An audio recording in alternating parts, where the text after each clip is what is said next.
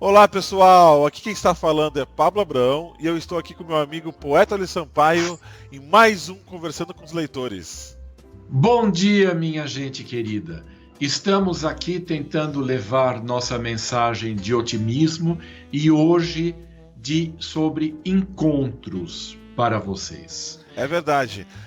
Eu e o Luiz estávamos conversando um pouco antes de começar o programa como a gente adora gravar esse tipo de formato, porque ele é um contato direto com as mensagens de vocês. A gente realmente gosta muito, tem muitas mensagens que chegam através de comentários, mensagens diretas, e dentro dessas mensagens, além de muito carinho, às vezes tem grandes conteúdos, realmente mensagens super interessantes que valem a pena serem lidas e divulgadas, enfim, e debatidas aqui nesse programa. Então a gente adora gravar esse tipo de programa, né, Luiz?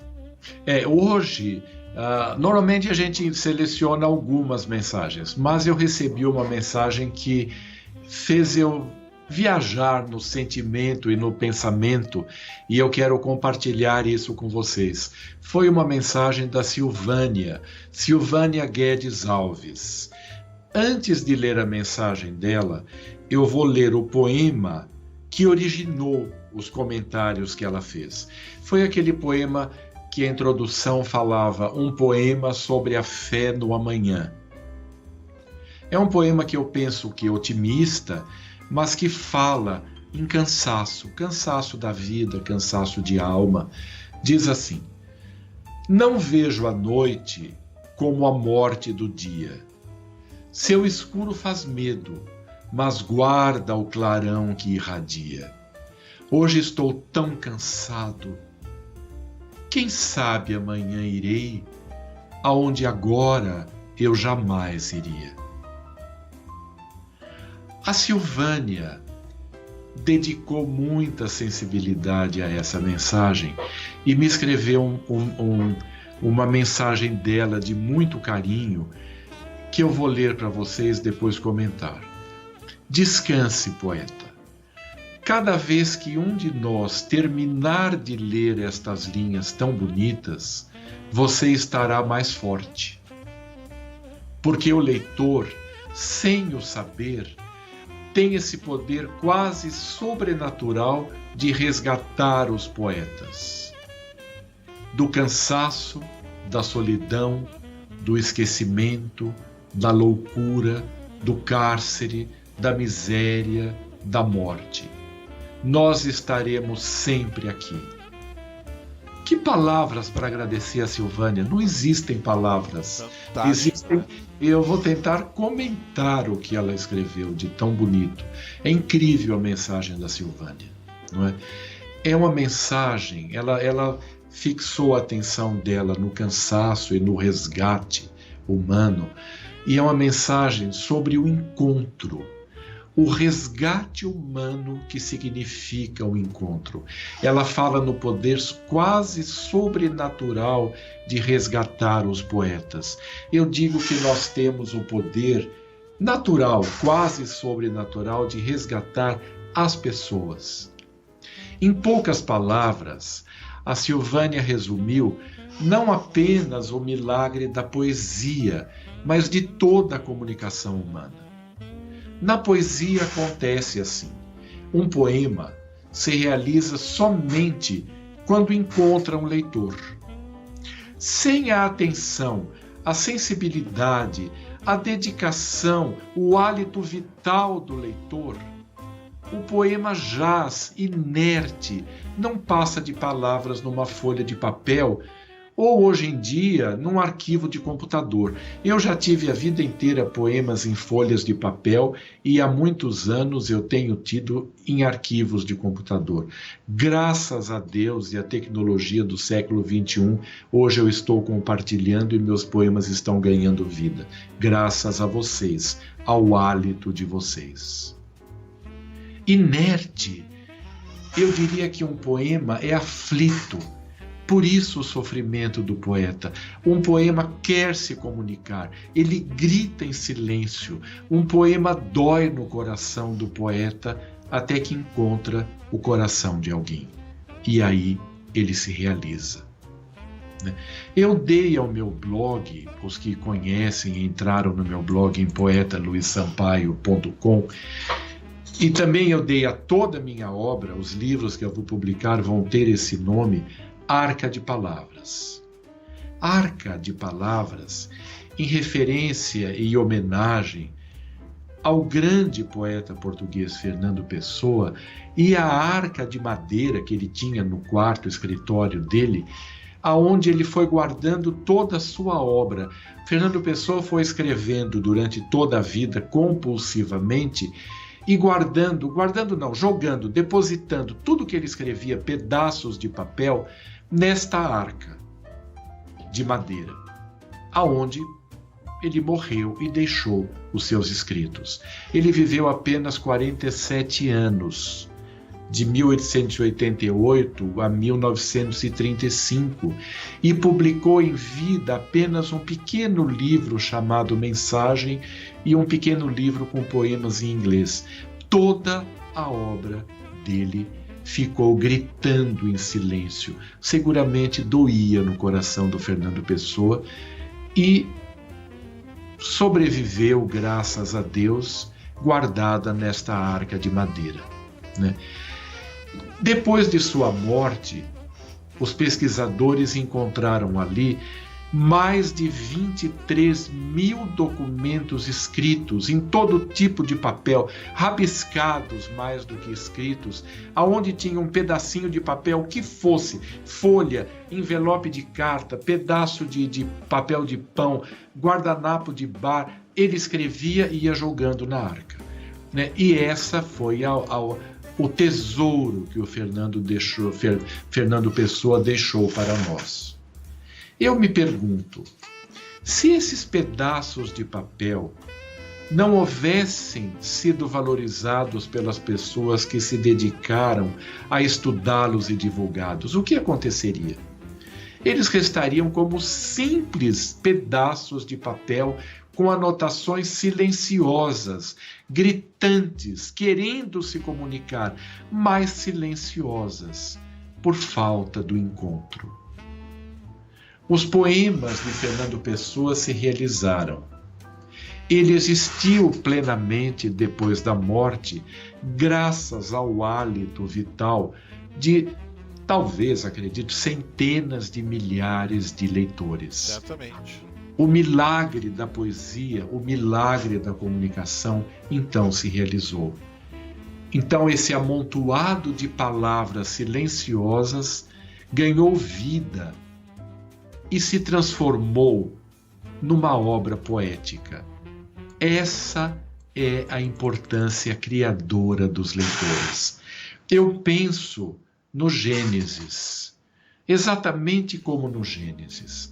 O que era Adão? Adão era um boneco de barro, até que Deus lhe soprou o seu sopro vital e o transformou em ser humano. Realizou-se o milagre da vida. Nós falamos em poesia, mas em todas as outras esferas da nossa existência, a vida acontece exatamente da mesma maneira. Nós somos humanos porque nos comunicamos. Nós existimos, sobrevivemos nesse planeta porque nos comunicamos. Não apenas nós, seres humanos. A grande maioria dos animais também só sobrevivem em comunidade. Também as plantas sobrevivem em comunidade nas florestas, não é? Uma planta isolada dificilmente vai sobreviver da forma como sobrevive numa floresta. Com os animais, nós temos as comunidades organizadíssimas das abelhas, das formigas, né? Nós temos em nossos idiomas os substantivos coletivos, em português, rebanhos, matilhas, cardumes, manadas. Para os pássaros nós temos revoadas. Cada espécie sobrevive no planeta graças à sua comunicação em sociedade. Nós salvamos uns aos outros. Gravem isso, pessoal. Nós salvamos uns aos outros. Nós nos resgatamos. Sim. Raríssimos animais vivem isolados. Aqueles que são avessos à comunidade, como os ursos, os rinocerontes vivem isolados, os leopardos, né? Esses buscam seus parceiros apenas na época da reprodução, mas preferem o isolamento. Existem pessoas assim. Eu não diria que sejam infelizes. Esses animais também, com certeza, não são infelizes, mas são exceções da natureza, né? O ser humano, os animais e as plantas são gregários. Nós gostamos e precisamos do nosso próximo. Sim. Uma pergunta, Luiz. Esse sopro da vida do Gênesis que tu comentou, ele é exatamente essa habilidade de se comunicar, né? De ouvir e ser ouvido, né? É a dedicação. Eu penso que o sopro da vida aí é a dedicação ao próximo. É quando nós compartilhamos o dom da nossa vida com algo ou alguma coisa. Fantástico. Eu penso que é a dedicação ao próximo. No caso da poesia, é a dedicação do leitor àquelas palavras que eram silenciosas até ele pronunciá-las, lê-las. Sim. Essa conexão, né? É a conexão. É a conexão. Fantástico. Vamos retomar as palavras tão bonitas da Silvânia. Vamos.